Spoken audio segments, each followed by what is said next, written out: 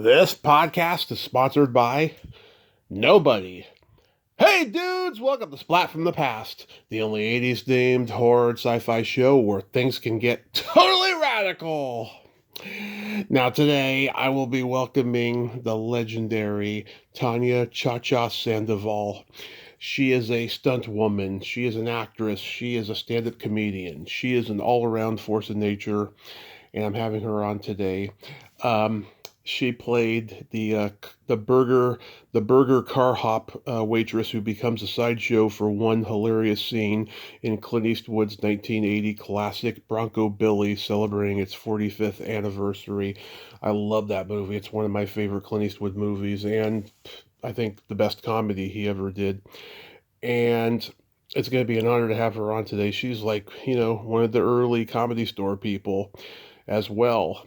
And she's done stunts for so many great movies: Blues Brothers, History of the World Part 1, um, Nightmare on Elm Street, The Golden Child, La Bamba, Better Off Dead. She had a small part in the Women in Prison movie Hellhole alongside another stunt woman guest of mine, Marnine Fields.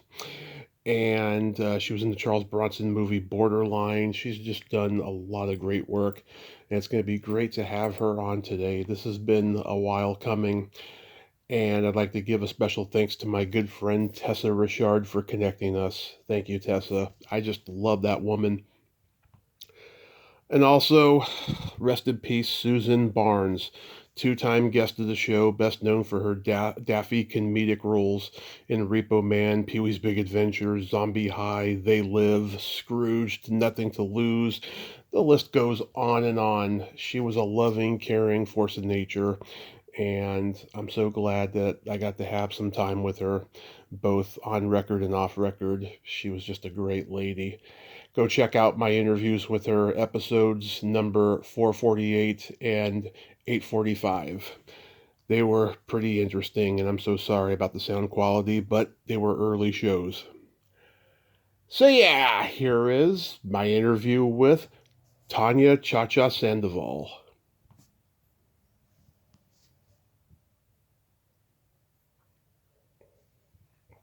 Hey Cha Cha, welcome to the show. How are you today? Well, hi. I'm okay. I'm okay. How are you, dear?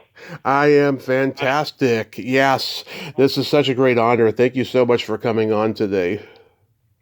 What are you talking in honor? I've been listening to some of your stuff. You're like, your show's got to blow up, brother. It really does. You have such incredible information that you do research on people. And I'm quite honored to learn something from you, because we learn something from everybody if we give them the opportunity to learn. And you are quite a smart guy. You are. You really. This is your job. I mean, it really is. As a podcaster, you are a fantastic podcaster. Thank you. That means a lot. In all honesty, I'm happy where I'm at, but I'll go wherever God takes me. There you go, brother. There you go. There you go. So I have to tell you, I listened to the interview with Tess, and it's just, she's like a sister to me. We don't see each other all the time, but we pick up right where we were at. She's like a family member. My parents, I'm not going to start out with tragedy, but I've since become a different person since this happened. But my parents were both killed in an auto accident, and she was right there with my family, knew my family, knows my daughter when she was born, took care of my daughter. She's been through a lot of the tragedies I've gone through, and also a lot of the victories. And I met her on Bronco Billy. Yeah. I mean, Clint Eastwood has no idea that he gave me one of my closest friends, one of my dearest people around me. Yeah. So it's amazing how your life works. Like you'll get one thing, and you don't know 20 years, 25 years down the line that person may be such an effect in your life, Yeah, and she's been such a great friend to me, and I'm just so honored that she connected us.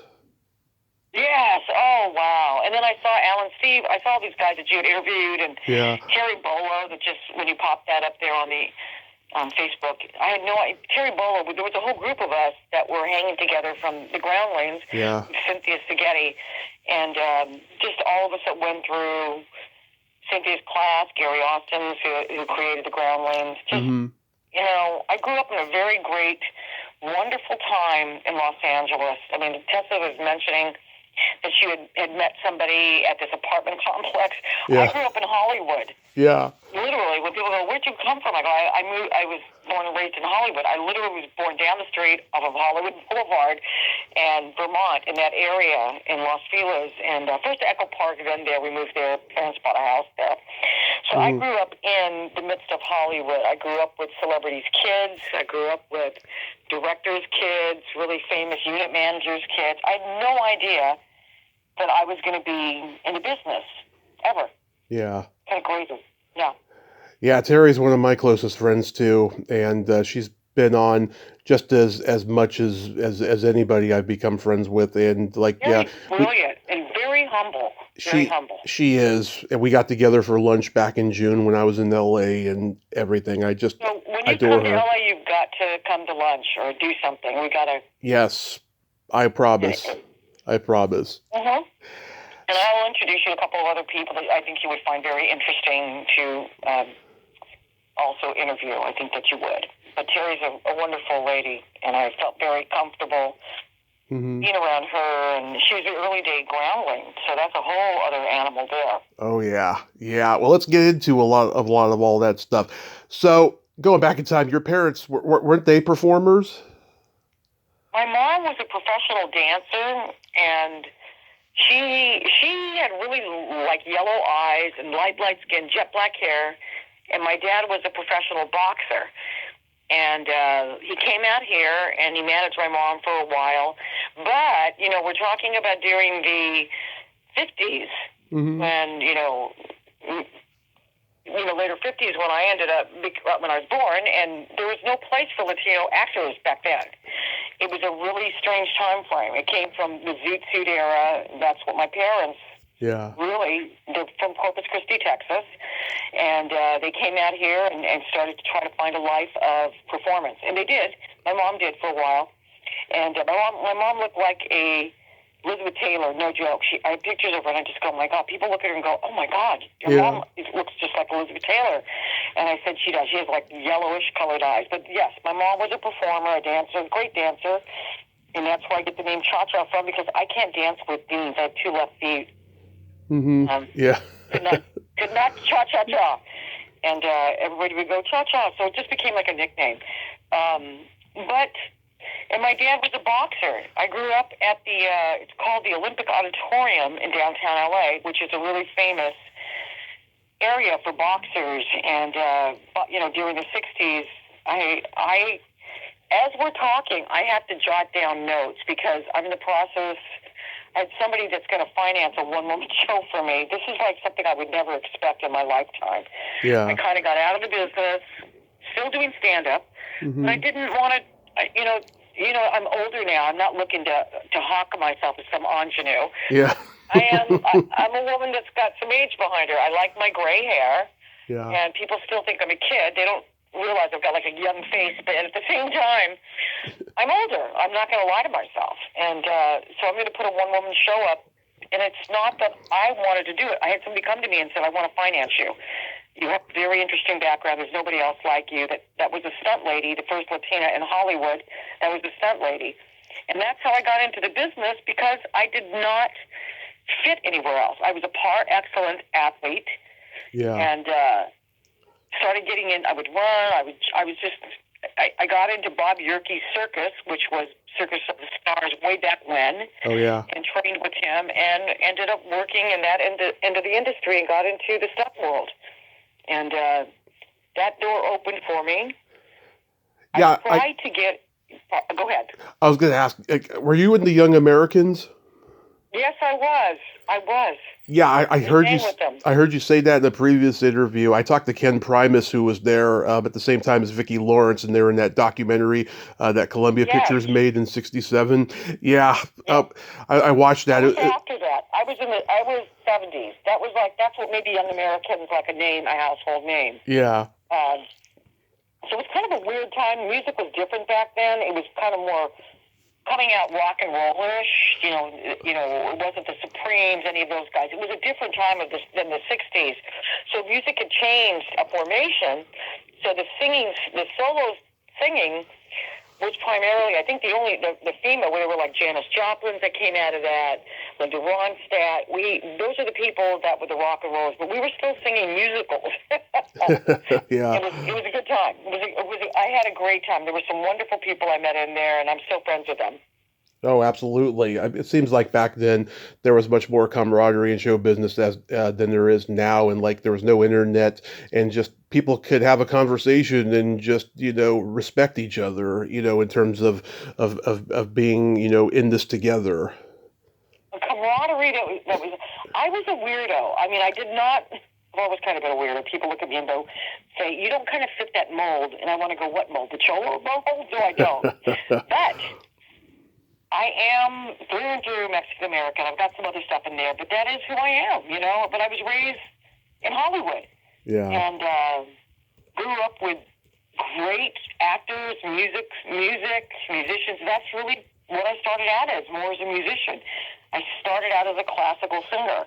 Anything to get out of school, any choir to get out of school, because I had really bad dyslexia, didn't understand with numbers, couldn't understand what I had.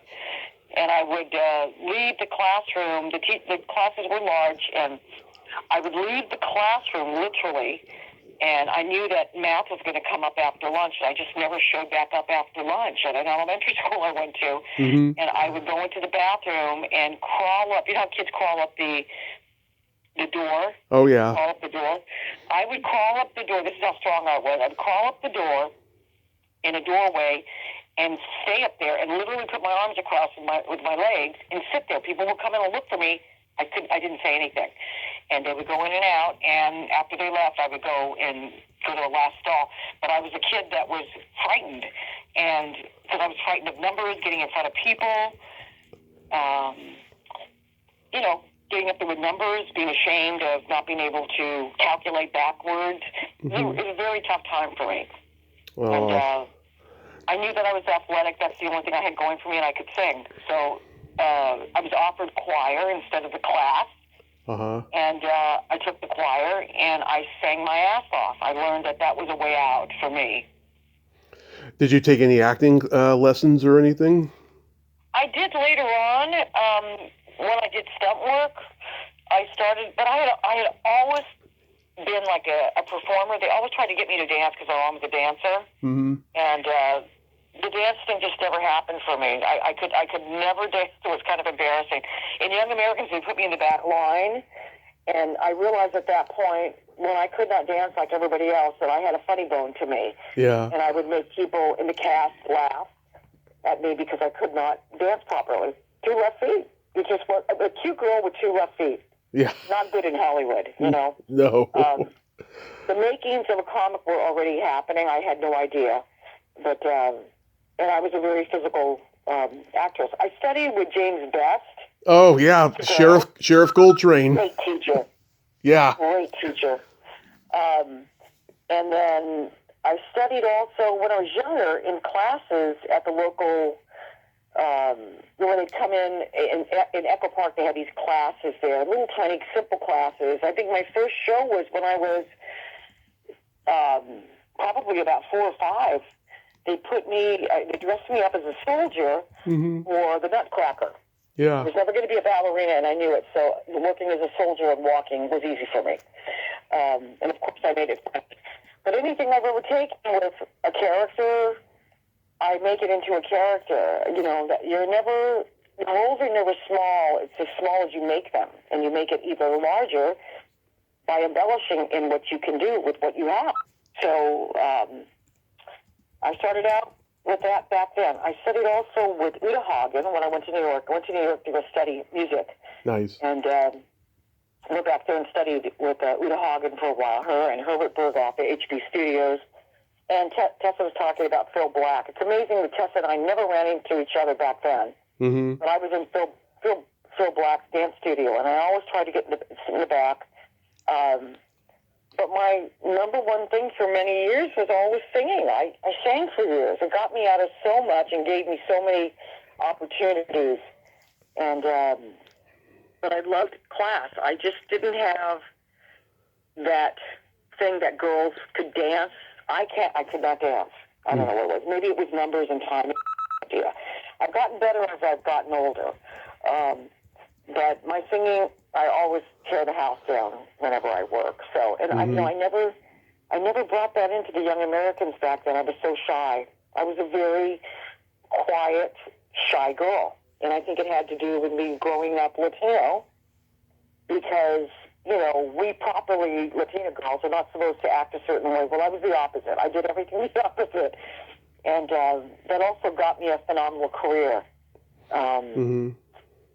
I was a very fortunate person to be born and raised when I was. I had a lot of opportunity. People opened doors for me. Absolutely. What year did you get to the Comedy Store? Probably about in the early 90s, I think it was. Maybe the early 90s, a little bit before that. I can't remember the exact dates, but I came in by way of working with a gentleman by the name of Jesse Aragon, Yep. who was on a Hill Street Blues with me. He was a phenomenal guy. And we were trying to kind of get things going for Latino comics. There were only a handful of us there. Danny Moore was one of them, and another guy, Robert Uguayo. Yep, Robert Guayo. And he was a wonderful guy. These guys were just they were of the time of Alan, when Alan Stephen was there. Right. And I just ran into Danny because they're having a fundraiser for him. He's not doing too well. Yeah. But Danny was there, and I had come in. Danny had no idea about my background, nothing whatsoever. I was a stunt lady for many years, and a well-known one. And we came in through Jesse because I worked on the Hill Street Blues, and I worked a lot on Hill Street Blues. They were very good to me. Yeah. And Jesse said, come to the Comedy Store. I'll introduce you to some people. I said, great. So he goes, you're very character-y. And I said, well, thank you. So was he. He was. And then we started a whole little group there at the Comedy Store through Jesse with a couple of other people, Fred Asparagus, Larry Omaha, Willie Barcena, Vila Mendoza, myself. And basically what happened was we were the first Latinos that really became the thing at the time. And Jesse Aragon was killed in an accident with run over by a truck. And it was the saddest thing. He was also Paul Rodriguez's really, really good friend. Yeah. So, and I think that it would have been a completely different group had Jesse had been there. A lot of ego there. A lot of male ego. Yep. Machismo deluxe. So, but it was good. It was good. I mean, I learned a lot from it. And it opened the doors, and Mitzi loved me. She says, you're definitely, a stand-up and a facial character. You have the best faces I've ever seen. So she kept always pushing that with me. And we also brought a girl named Yolanda Gonzalez that was like 6 feet, big, tall Latina, and she's a painter, actually. And that's how we started this group. And it started becoming the big Latin boom of comedy in Los Angeles. And that was where it took off, at the Comedy Store. Wow. Did you know Ollie Joe Prater? I did, but we weren't good friends. I mean, we all, for me, the Comedy Store was sort of scary. Yeah. Because, especially being a chick, Yeah. Being a chick, it's a little different, but there were some great guys there that I met, and Sam Kinison got me in at the Comedy Store. Yep, my hero. Just happened to be the night I went up. He said, I'm going to stand right by you. Oh. By Mitzi. And he sat there in the chair, wouldn't let anybody call or bother her, disturb, made sure that, and Sam put Richard Belzer on the other side and just sat there. Talk about pressure. I didn't think I was funny, but I went up there and I gave it my biggest go, and I got in. So, I've been a couple of things. First Latina that was a stunt lady in Hollywood, and the first at the Comedy Store. So I broke open a couple of doors, but it doesn't seem like, listen, I've always kind of been that way. I always end up breaking down doors or speaking up. I was a shy kid, but things turned around and changed. I don't know when they changed, but they changed. I was always around boys. Yeah. Always around boys, challenged with boys. I never sat back or kicked back. The boys tried to rebel house me, and I was like, hell no, I'm taking you down, brother. Yeah. Yeah, God, I'm imagining this was like post-strike, right? Yeah. Yep. Yeah, Yep. Oh, we win. Yeah. So yeah. the store was a great place to learn, but I did most of my learning on a set with stunt guys Hmm. and big actors, big actors. My first film was I got my SAG card through a guy named Glenn Wilder, Hmm. who was one of the three guys that started Stunts Unlimited. He brought me into the business, and I worked on a show called 2 Minute Warning, Oh yeah. and was able to. It was down at the Coliseum, and I had Larry Pierce was the director. If I'm not mistaken, it was Larry Pierce, and there were so many big actors on that show that I was mesmerized by all these phenomenal actors. Yeah. I never thought in a million years that would be my trajectory, or that would be my future. But the doors I was up for, they had these players over at Universal Studios. They were wonderful. Monique James was the head of it, Right. and they didn't know what to do with somebody like me.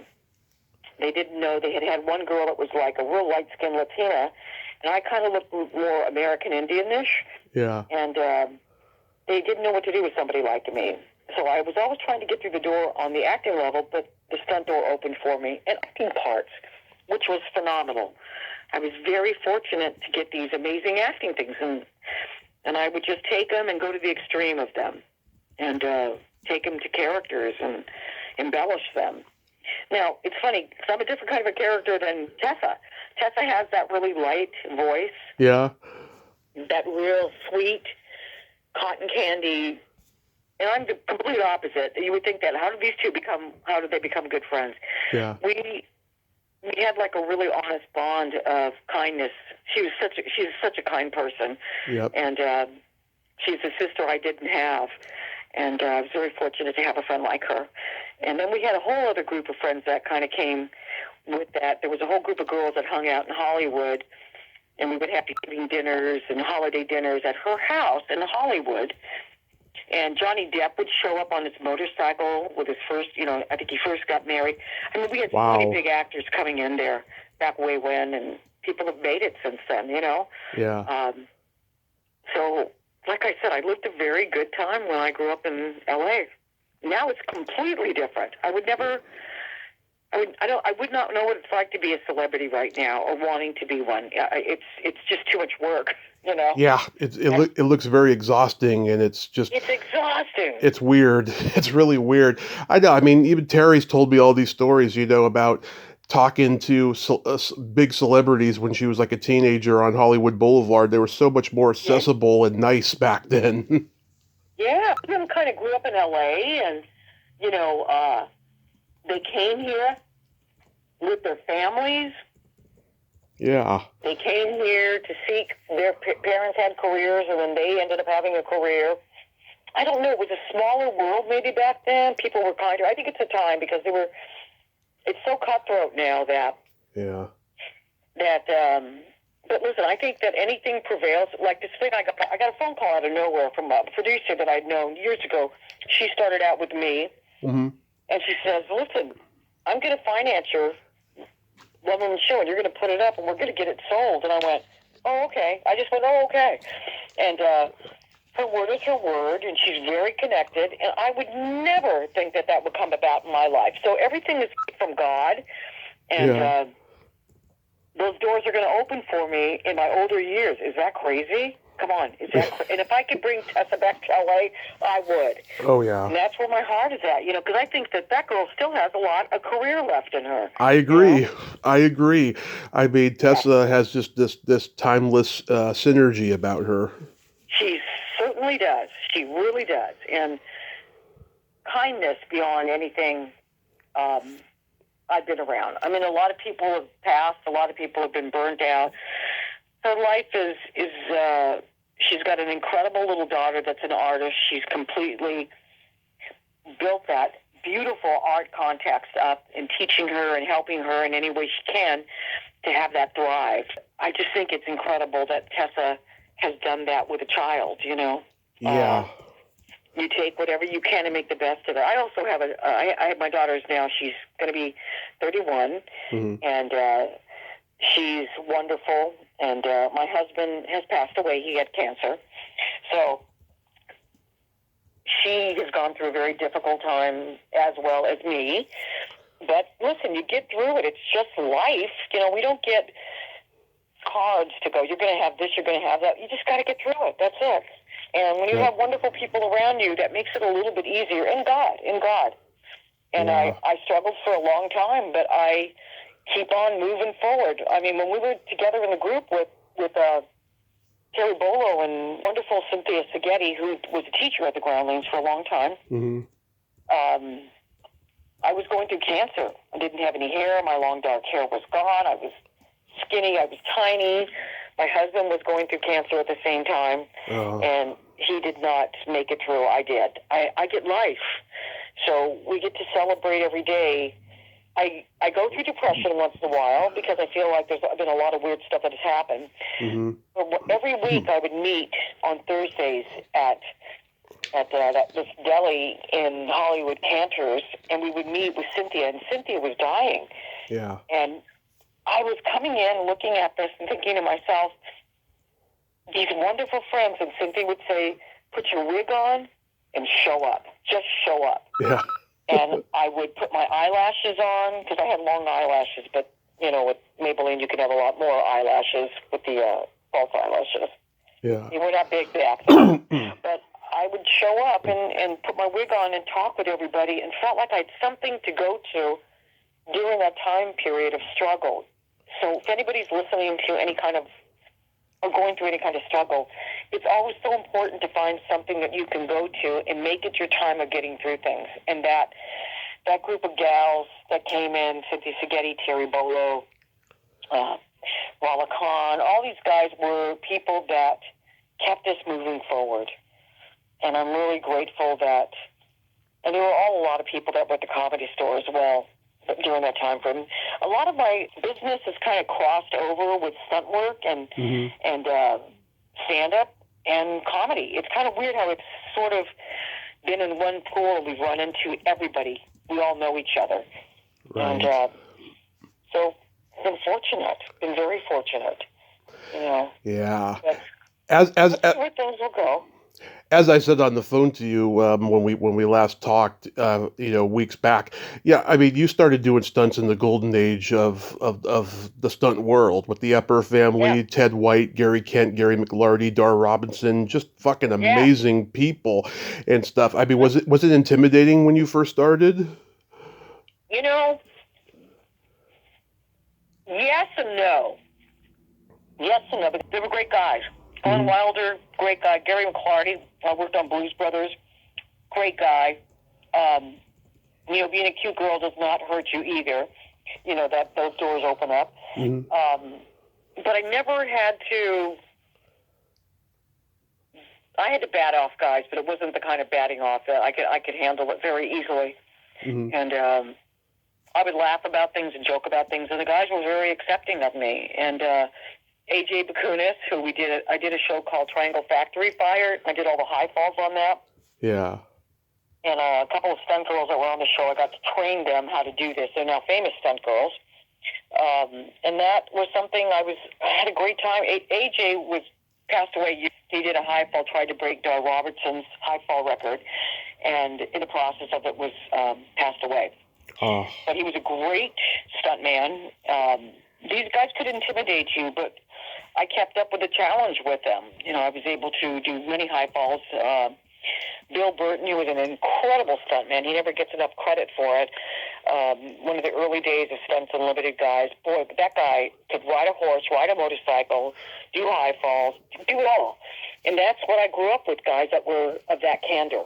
Amazing stuntmen. Amazing.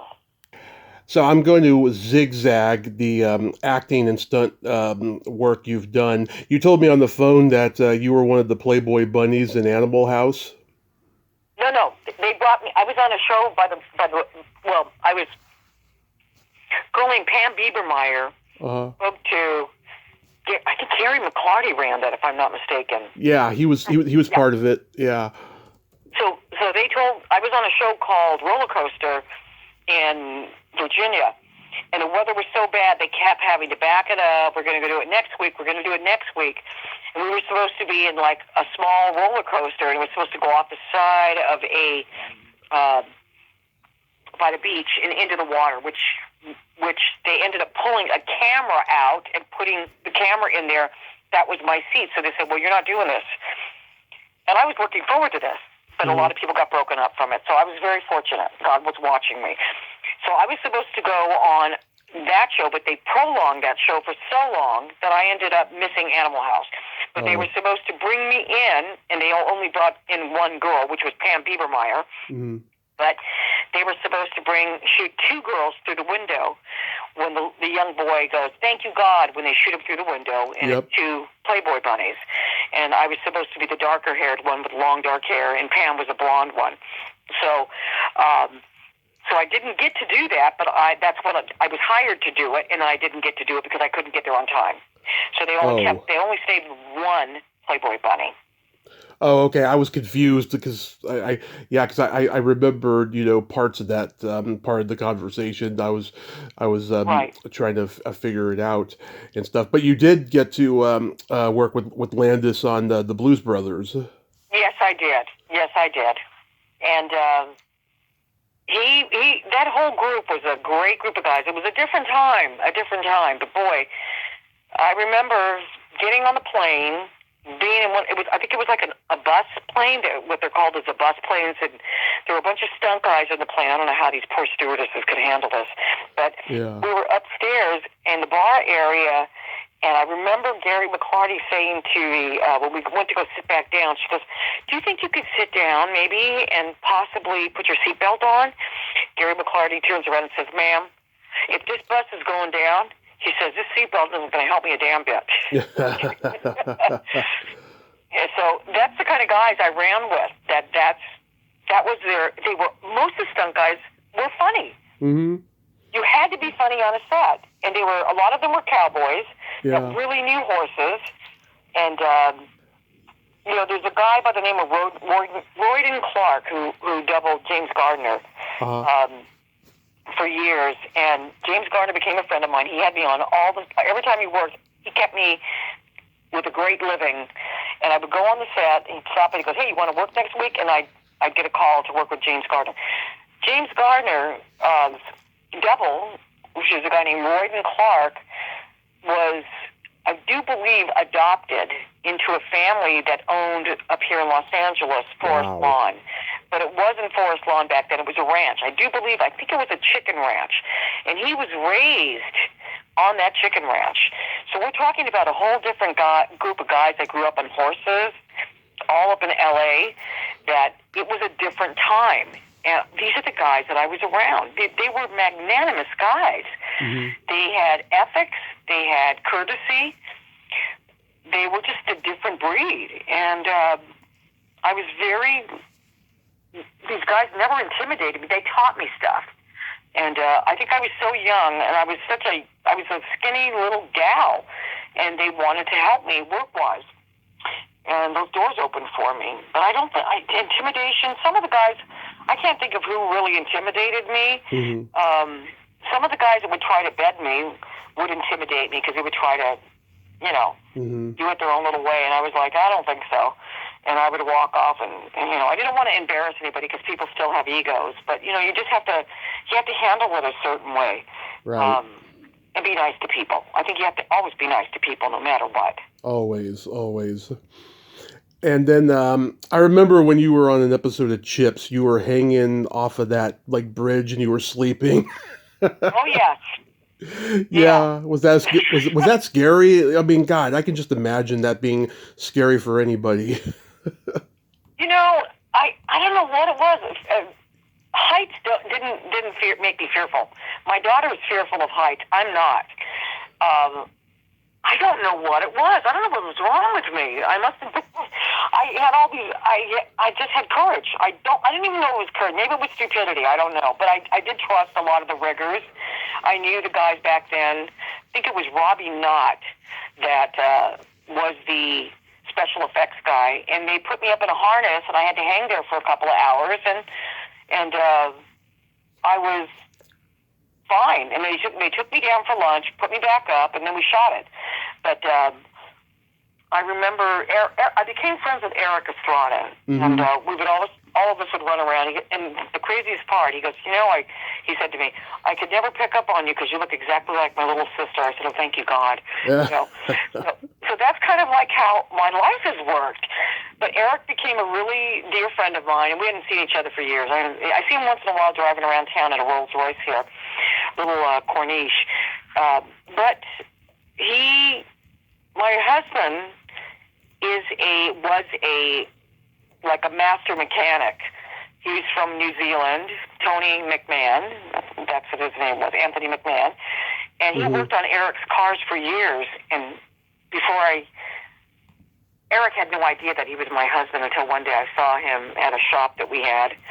And Eric says, you're married to Tony? And I said, yes. And he goes, you're married to her? And the hookup was so bizarre. Because, that's so Los Angeles that you don't know who's married to who. And then one day you went up on a set or you see somebody somewhere and you realize, oh, my God, they're dating. Oh, my God, that's her husband. Oh, that's her ex. But that's how I got to see Eric and rekindle a friendship from many years ago. Nice. Did that thing scare me up high? When I look at it, I go over that freeway once in a while, which is up in Glendale, the 2 freeway. And I look down, and I say to myself, I could still do that. That is who I am. I take a challenge. I do. Yeah. So, how do you get to be in Bronco Billy? That's a kooky story. I actually worked on Every Which Way But Loose. And I didn't know that. Was hired by Buddy Van Horn, who was a stunt coordinator. He was a phenomenal stunt coordinator. I loved him. He taught Clint Eastwood how to direct. Do you know that? I thought Don Siegel did, but I guess maybe he had two. Don Siegel did, but I will be honest. Buddy Van Horn had so much to do with it, and he was so quiet about it. He's passed since, but man, was this guy humble. That's what I'm saying. A lot of these guys are really humble. They never talked up the big stuff. They were just humble guys. And it was a job to them. It was work. And they'd show up and they'd be delightful to work on a set with. But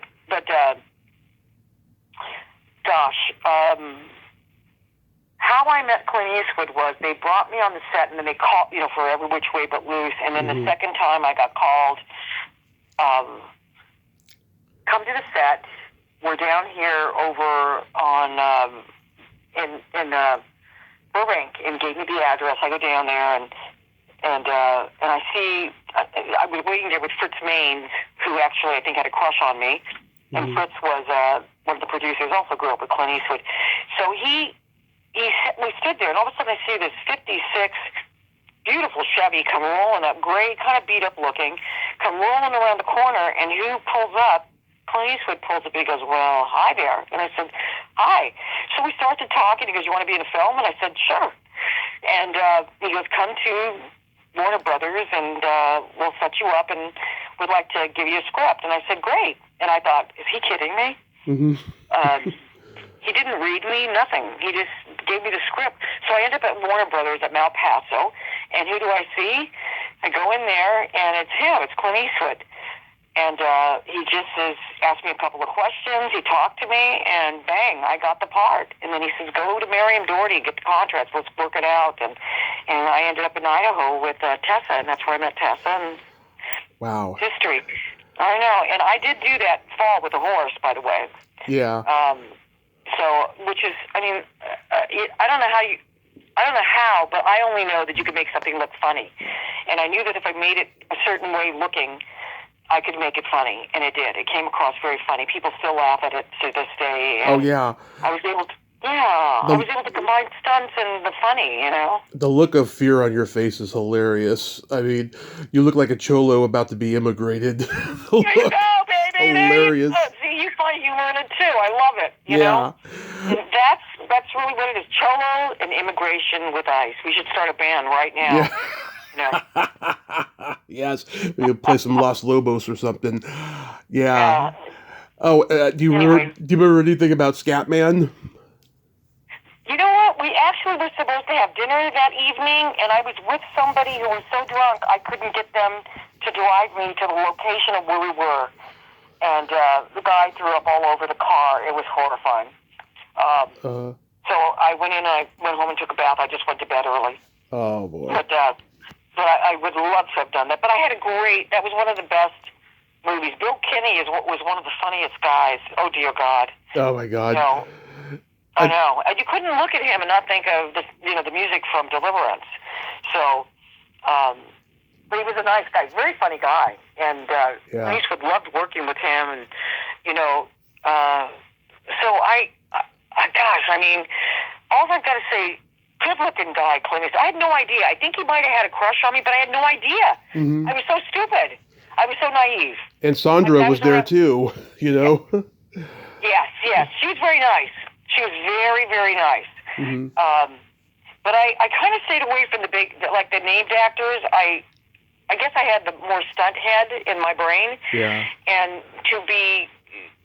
I remember one thing that I was told by an acting coach, James Best. He says, "Do not ever sit in a star's chair. Oh, yeah. You have earned that. You have not earned that." And I was always reverent towards big actors. And I kind of felt the same way. You would never ask an actor, "Can I get a picture with you?" It was demeaning. Unless they asked you or wanted to, or their family was there, or your family was there, and they said, "Let's get a picture," then that would be a different story. But you could never do what they do now and be irreverent to people and say, "Can we get a little picture for my Instagram?" It doesn't work that way. Yeah. You really had to be respectful towards people back way when. And also James Garner said the same thing. Yeah. So I have so many stories, and as we talk, I start to realize this is part of what my whole journey has been. It's going to be, my one-woman show will be based on that. All the experiences of all the big actors and the faux pas I had been involved in, and with music, stand-up, and singing. So it really writes itself for me. So it makes me happy that at least if I get older, I have that to kind of like slide out of this business with. But I don't think it's going to happen.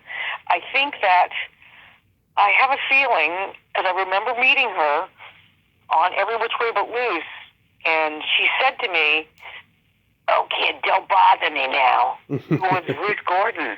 Oh, yeah. On that show. And I wanted to talk with her because I thought she was so fascinating. Mm-hmm. She went in to go to sleep. She goes, let me go sleep and I'll come out and talk to you. And she did. She came out later on to talk to me. And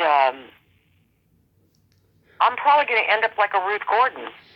That's like I've gotten older, and those roles are opening up for me. You did a good impression of her. What? You did a good impression of her. That sounded exactly like her. Oh, yeah, I do that. I mean, I was fired by Natalie Wood on the set of something called Comet. Oh, my God. Brought me in and said, and I looked exactly like her when she was young. Mm-hmm. This is how I used to dress. Cowboy boots, jeans, Levi's, and a work shirt. That's how I would never go on a set outdoing an actress. I was not stupid. I was going to try to keep my job. So I think I had my hair back in braids. I can't remember, but I remember my hair was long at the time. Yeah. So I came in on the set. They lined us up and put me right next to Natalie Wood. The stupid person, one of the stupid, I think it was maybe a Uniman. Somebody was there that was in production and said, "Oh, my God, you look more like her right now than she looks like herself." Mm-hmm. Why would you say something stupid like that for the poor girl that's trying to get the job, Yeah. She turned around, walked around me, and she goes, the director, she says, "Fire her right now." I got fired off the set, right. And you know what? I was in tears. I thought, Maria fired me. Maria. Yeah. From West Side Story, my own people fired me. One of my favorite actresses, too. That's the first time I ever heard anything bad about her. First time. Wow, that's a heartbreaker. So then Well, you know what, honey? Mm-hmm. You know, I'm older now. Uh-huh. I get it. Yeah. She was stunning when she was young.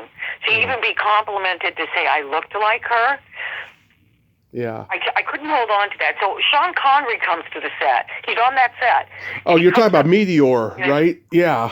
Meteor. That's it. Yeah. I thought it was Comet, but it's Meteor. Uh-huh. Okay. You know, they're the same thing. They're up in the air somewhere together. And he says to me, Mm-hmm. "Oh, darling, don't worry. She's just intimidated by your youth." I went, I couldn't hold on to that thought. I kept thinking Maria fired me. Yeah. And, but you know what? I'm older now. I understand it. I'm an older woman with gray hair, and it's really hard in L.A. and Hollywood getting older. I don't know how these gals worry so much about. I have to say it's hard, but I've embraced it. I love it. Yeah. I love it. You know, I have a whole other career that's opening up for me. And now it's time to shine and show it. And listen, I get pulled on a show, and I play somebody's mother, godmother, grandma. I don't care. It's pay. I'm not that egotistically bound to anything. And then if I can pull friends into it, I'm serious. That's the kind of person I am. I'll bring them in. You know. Mm-hmm. You know, because you're nothing without your friends. You're really good friends. You're nothing without them. Oh, yeah. Absolutely. So then you go from Clint Eastwood to Charles Bronson in Borderline. Yes. Yeah. Wonderful show. He's a consummate professional, like Clint Eastwood. He wanted everything set up before you walked on the set, and you had to have everything completely, your lines memorized, everything. I was very now. You want to talk about somebody I was nervous around? Uh-huh. I was less nervous with Clint Eastwood because he was very amenable and kind and generous with his kindness. Yeah. And didn't help that he flirted too. But Bronson scared me. He scared me. He intimidated me. Not because he was nasty or bad. He was very quiet. Very quiet. And you just listened to everything that the production manager or the first AD would say. Okay, you guys, we're on set now. And man, when they hit that and they were saying rolling and they said action, you just turned it on and you had to do it. Mm-hmm. And I did. And you know, it's funny, I know the guy that played one of the coyotes, I guess that would be Kiki, I think his last name is Melendez, Kiki Melendez. An actor, he's working all the time right now. He is now working as a director, and his wife is a friend of mine. And we still see each other. It's so funny how we get older, and it's beautiful because we've gotten older together. Mm-hmm. And we had that experience together. But I was more intimidated by Charles Bronson than I was Clint Eastwood because he was such a quiet man. But he was a nice man and a gentleman. He really was. Oh, that's good. And the other night I was watching History of the World Part 1, and I was trying to look for you as one of the swimmers during the Spanish Inquisition. They all looked alike. Yes. They all looked alike. I couldn't find you. I was the last one at the very end. I think when they shot it, I haven't seen that in such a long time. First, I might have been the first one jumping into the pool. So that was such a wild time. I got to be on a set with Mel Brooks and Alan. I can't remember Alan's last name, but he was a phenomenal director. Alan Johnson? Alan Johnson, that's it. And he worked with Brooks all the time. And so on the set, Mel Brooks came over and started talking to me. He goes, "Oh, this is so much fun." You know, the way that he was talking, he was happy. He was so proud of having everybody on the set. All the older actors that were, you know, Shecky Green, all these guys that had like one or two little lines. But, you know, that guy had such a great ethic. Mm-hmm. He really did. He still hired his buds, you know? Yeah. And beautiful man. And I think I still even might have the original script from it. I saved all my scripts from every show I've worked on. But just watching these guys tied up with, like, priest outfits on that were all Jewish made me hysterically laugh. Oh, yeah. I mean, look at that. Who gets to work and go to work doing this stuff? You know what I mean? Yeah, I mean, God, that's one of his most underrated movies. I mean, I was cracking up the other night. It had been a while since I watched it, and it's just, it holds up. It still holds up, and I still have a song in my head.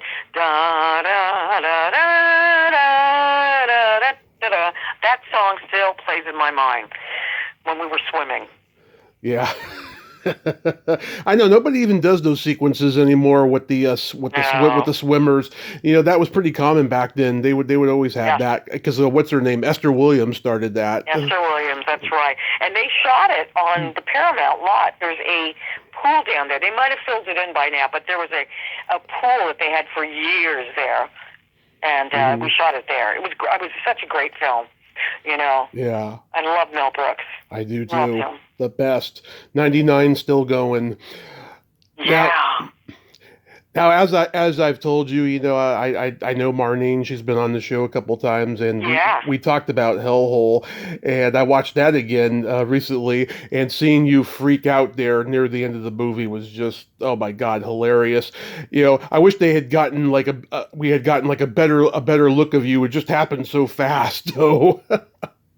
I always play crazy people. I mean, I've done I played like a couple of straight people, and I love those kind of parts. They're so depthful to be able to get.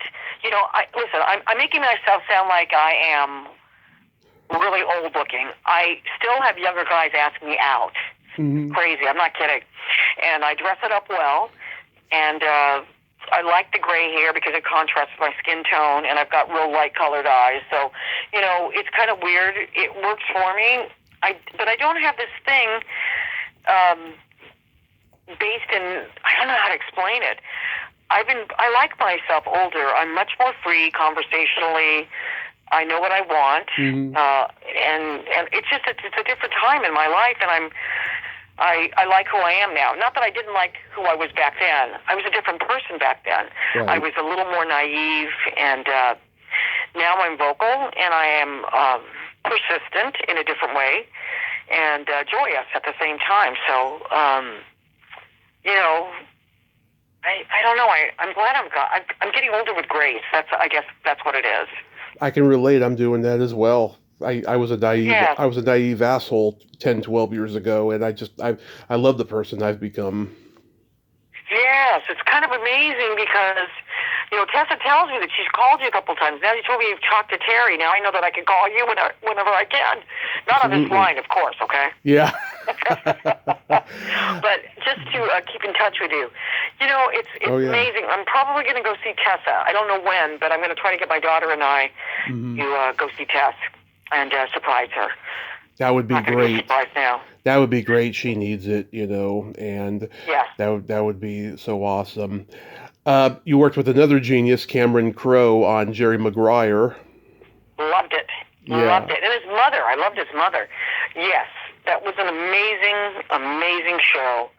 And he was one of the most humble guys around. Yeah. Oh, you couldn't do what you couldn't do now what he did when he was 23, pretending to be a high school student to write that book, Fast Times at Ridgemont High. That was a specific moment in time. Yeah. Yeah. Brilliant. And that he even had the idea to come up with something like that. Yeah. And go undercover and be able to do it. And great guy, There's a little story I'm going to tell you. We ended up having a party for Jerry Maguire afterwards at some club in Hollywood.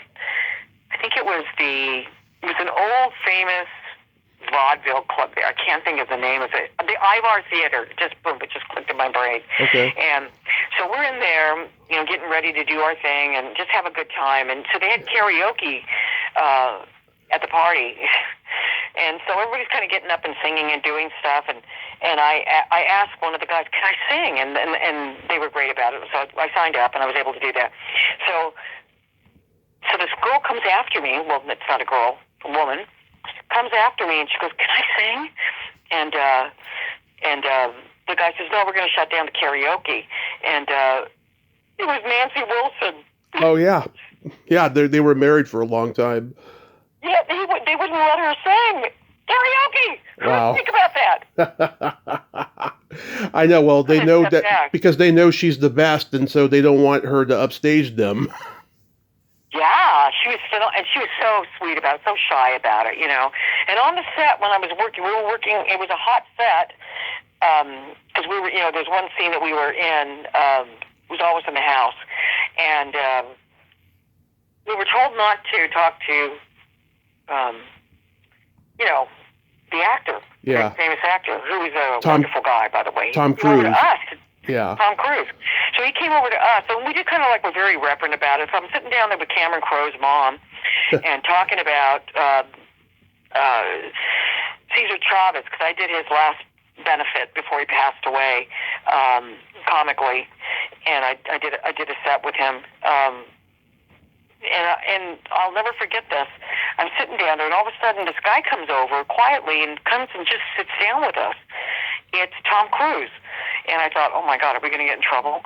And he just started asking us all sorts of questions, wanted to find out about us. And was really more concerned about us and wanting to know about us. I have so many stories like that. You know, working with somebody as phenomenal as him, and yet there's a lot of humility. Because you keep getting this, you know, he's arrogant. He says, no, he's not. To me, he was fantastic. And Cameron Crowe's mom also she was wonderful. You know, I worked with some big-time actors. I worked on The Island of Dr. Moreau. They actually flew me down there. I had a boyfriend at the time that was on it. Oh, the one with Brando? I think it was. I just know that it was the one with or was it Burt Lancaster? Burt Lancaster. Oh, that's in 1977.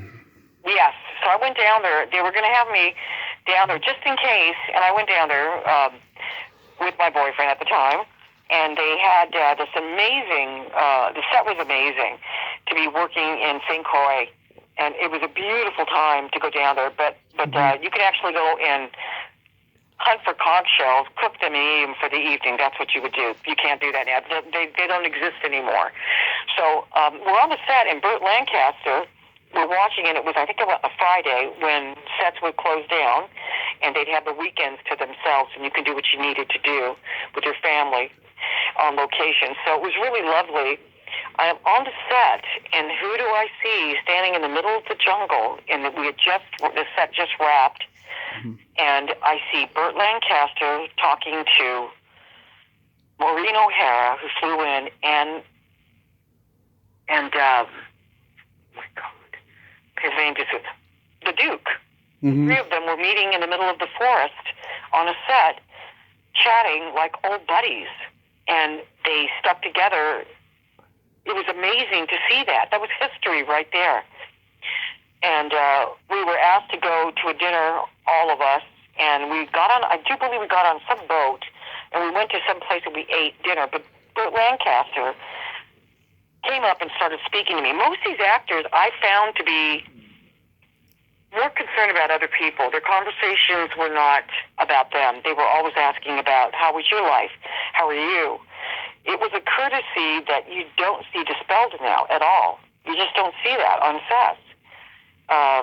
It's the me generation, truly, but I was so fortunate to be around people that had this mannerism of life. It was I hope someday we could go back to it. I don't know if that's possible. Yeah. You know, but I'm going to keep it up. I'm going to try to do that. Do you have any anecdotes about Savage Streets? Listen, don't forgive me. I've worked on so many shows that I can't. This is Linda Blair, Linnea Quigley. Yes. Our good friend Carol White. Oh, yes, Carol White. Yep. Yeah.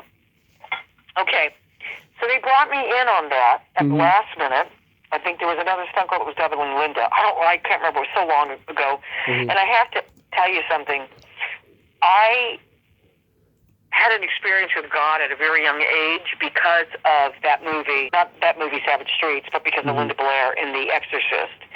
I was so scared of that movie, The Exorcist, that I dropped to my knees and I said, God, come into my life, please, because of the reason that I've never seen evil like that.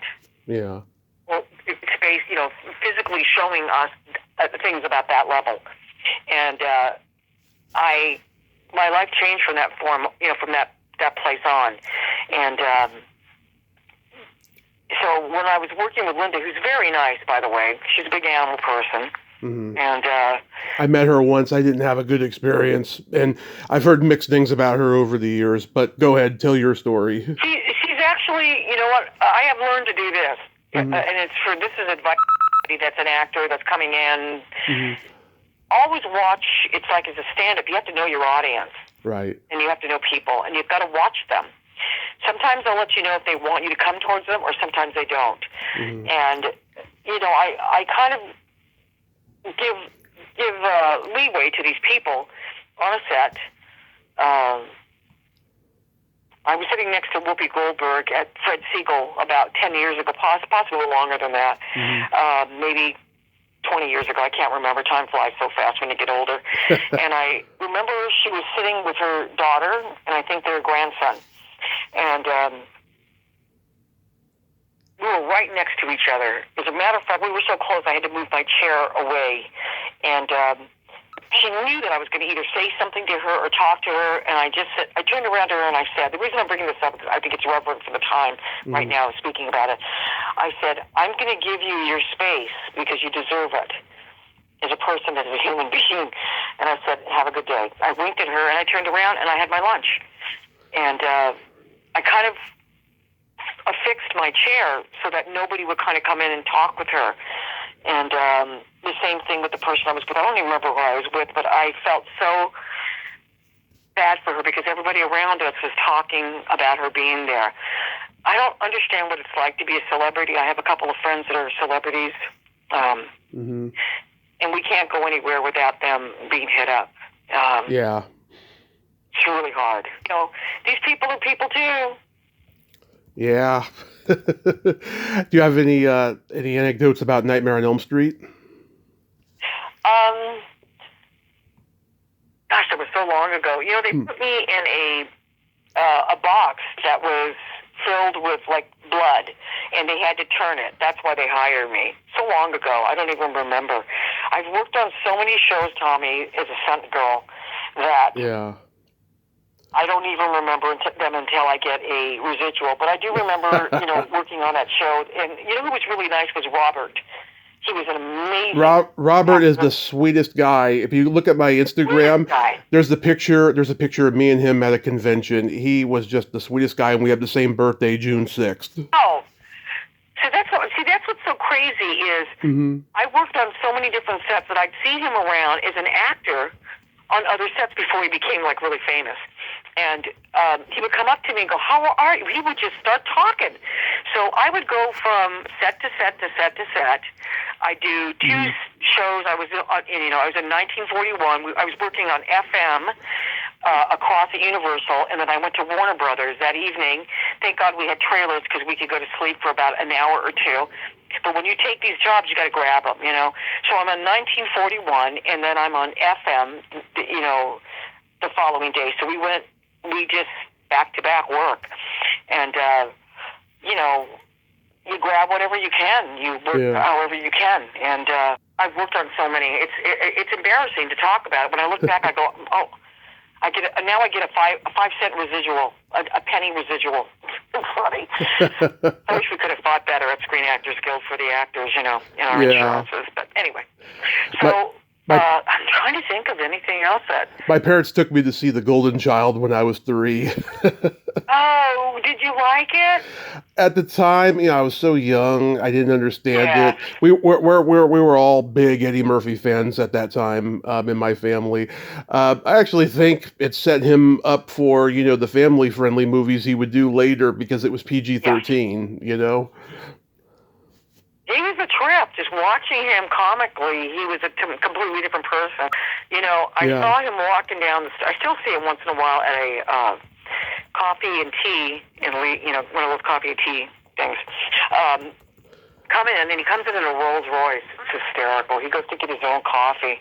But I'd see him all the time, and I'd just go, hey, hello, you know, because you just say hi to people. Obviously, he's a celebrity, you know. But I saw him in Beverly Hills years ago, maybe 30 years ago, and he had a red leather jacket on, and he had red leather pants on, and he's walking up the street. It has to be at least 40 years ago. I can't remember. But he was so, right before he hit big, really hit big, and he was walking down the street just by himself, and all I could hear was that axle music. Walking down the street, there's Eddie. But this guy, he's had a golden career. He really has, you know. He's one of the greats. Yep. He really is a great comic, you know, and a great career. But, you know, I've had a very good Hollywood life. I really have. You know, now people are looking at me as a door opener. I've gotten a couple of awards, and what I would love to do is start going on different, you know, autograph shows. Oh, yeah. Autograph. I don't know which one I could go on because I've worked on so many different shows. You should. I would love to do. You should contact Barbara Luna about the Hollywood show. Okay, Barbara Luna. Yeah. She does the booking, you know, and she's awesome. She loves helping people and getting them in and stuff. Okay.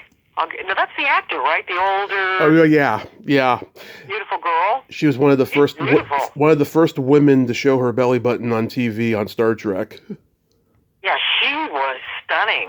Oh man. She still is. I mean, she's like 86 or something. She's still gorgeous. Yeah, I mean, I think she was Filipino or something. Gorgeous, so stunning, stunner. Yep. Oh, I remember seeing her, and I went, "Oh my God, somebody has my skin coloring. Thank God." Yeah. So that's how I look at people. That's why I was so heartbroken by Natalie Wood. I was like, "Oh my God, I got fired by Natalie Wood." Well, at least I got fired by a really, really well-known actor. You know. Yeah, that means you made it. That means I made it. Yeah, you know.